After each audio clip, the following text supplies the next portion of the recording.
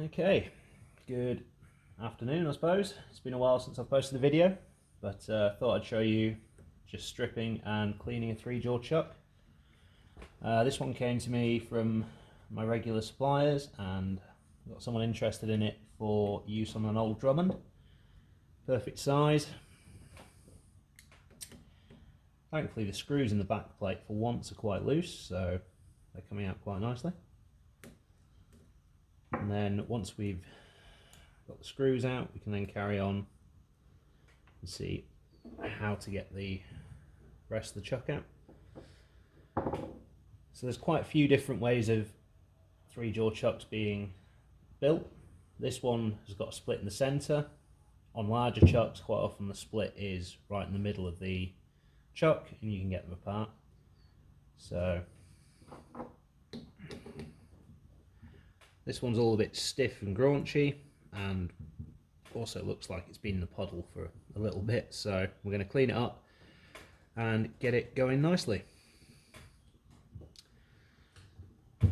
First step usually is get the jaws out if you can.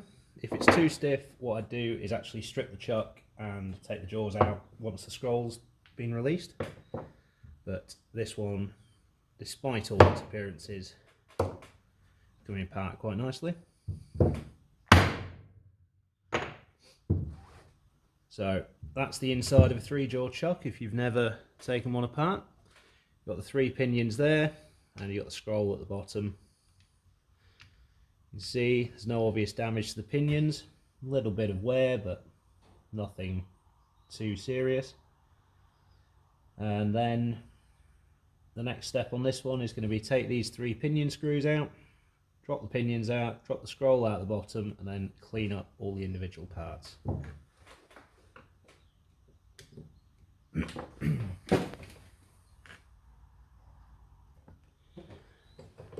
Found a screwdriver that fits in the hole, it's always a good start.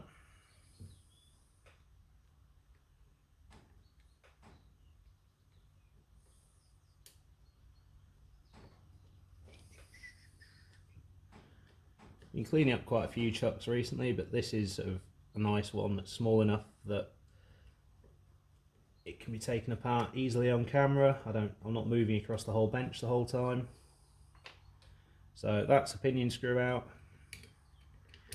It's just a matter of convincing that pinion to reverse out of there.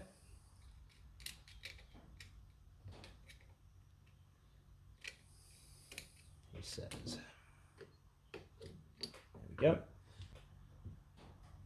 On higher quality chucks, these pinions would actually be numbered and matched, but on something of this age and general scale, the pinions can go back in whichever hole I fancy, which is always quite nice.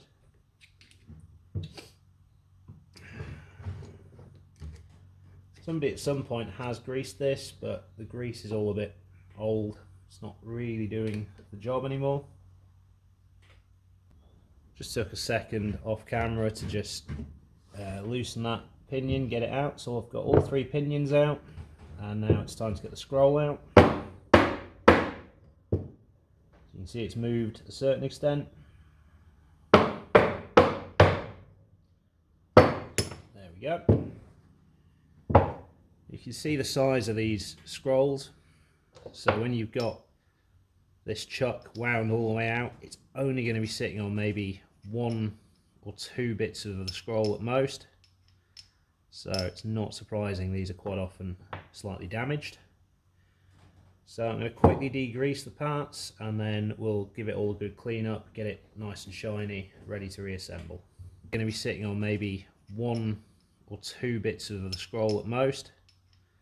So it's not surprising these are quite often slightly damaged. So I'm going to quickly degrease the parts and then we'll give it all a good clean up, get it nice and shiny, ready to reassemble.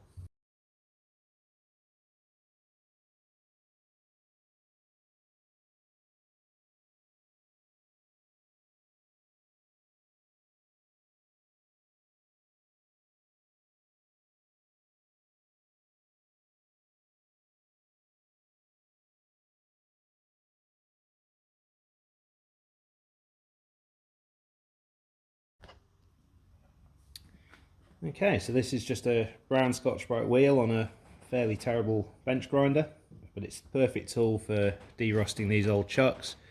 It hasn't got the power to launch stuff too far. If I do push something into it, it just stalls out. So it's just quite a nice method of doing this. So let's clean it up a bit. Here's what we're starting with. It's not too bad. I've seen a lot worse, but it could be a lot nicer. Don't know what the audio is going to be like, so I might mute the next bit. That gives you a nice before and after. You can see it's shined up really nicely. I'd say it's been used as a positioner on a milling machine at some point from the drill marks, but it is to a certain extent just conjecture.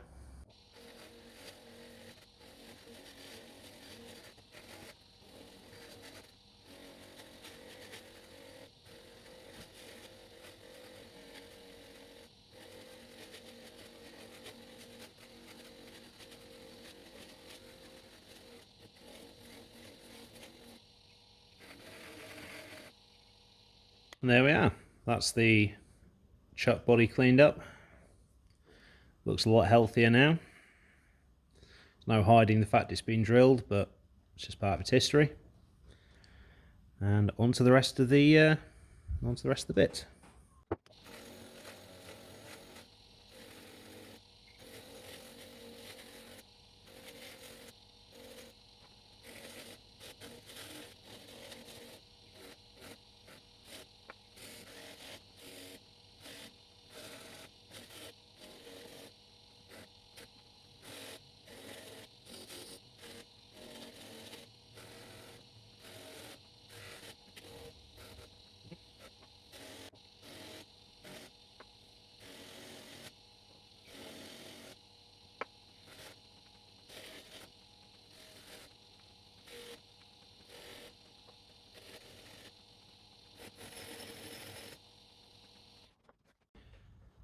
So I've yet to find a maker's mark on this chuck, but it does have a number, so it's 5683, and all three jaws are also 5683. Now, for those who've never reassembled a self-centering chuck, the jaws are actually numbered, so there's a number 1, if you'll see it, there's a number 1, number 2, and number 3, and they go in order. So when you put the scroll back in, you'd start with number 1, number 2, number 3, and then they come together nicely in the centre. Quite nicely, none of these jaws are broken, or none of these bits on the bottom of the jaws are broken, so they will go in correct order. Sometimes, especially if you're servicing an old chuck that's been abused, you'll find one of these is missing, so you have to put it in slightly differently so as it all three of them land in the same place. Ideally you change the jaws, but on an old chuck like this you just won't ever find a set of jaws. So time to reassemble it.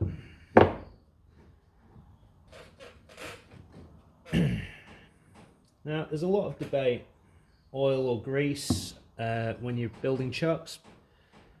Personally, for the bit of the chuck that's likely to see swarf, I tend to put a little bit of oil underneath, and then when that swarf's trying to get in, all that will happen is the oil keeps lubricating but doesn't pick up the swarf.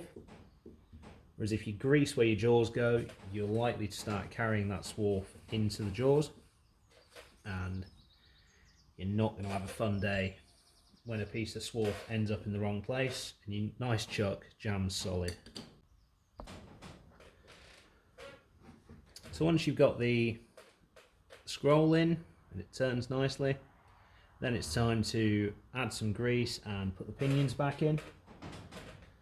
Another reason for not using oil in the back of it is that those pinions, you can't really get to them once it's fully assembled.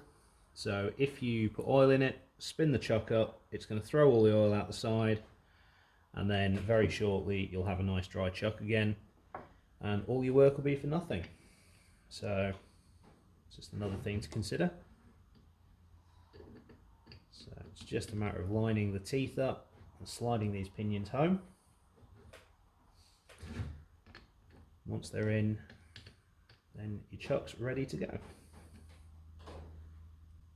So add some more grease.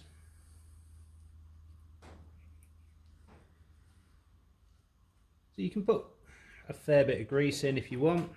Very much a personal preference as to how much grease you put in one of these chucks, as to how often you really want to service it and what state you want it to be in when you do come to service it. So personally I go for some grease, make sure it holds in, but no real point absolutely packing it. It's just going to make it harder to turn. This is some molly grease. It'll have a nice long-term lubricating effect. There's the last one. And here comes the important part. Does it all still turn? There we go. You feel as you start to turn it, those pinions drop into the correct place and your chuck starts to turn nicely.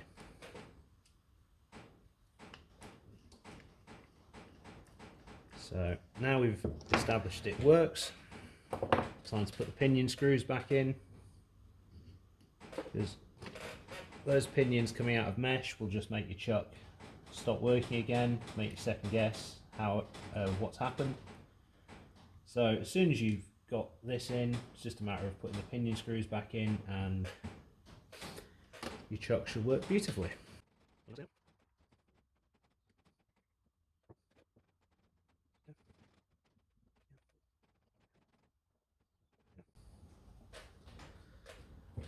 So those pinions are now retained, they're not going to move.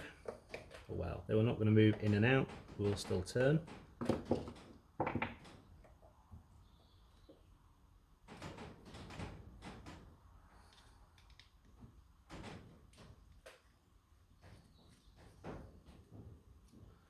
For some reason one of them goes deeper than the others, but it was the same when I took it apart. See, they turn nicely.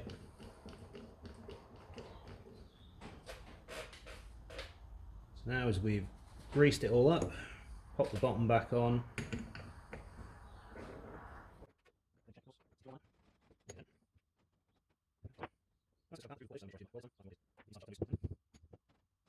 You'd think with 3 holes and 3 possible positions it could sit in, that it would line up relatively easily. This is rarely the case with these old ones. As with a lot of old engineering tools, there was a certain amount of hand fitting done to them, so you've got the possibility of things not quite lining up unless you get it in exactly the right order. There we go.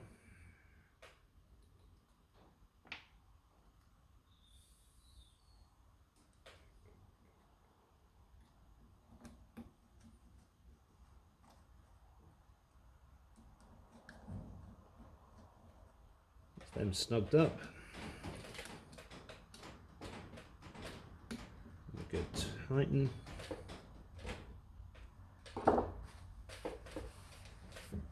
At the same time, that is effectively only an oil retaining cap, so they don't need to be massively tight. So you get some of these chucks and someone's done the screws up to the point where they'll never move again, and it's just unnecessary in my opinion.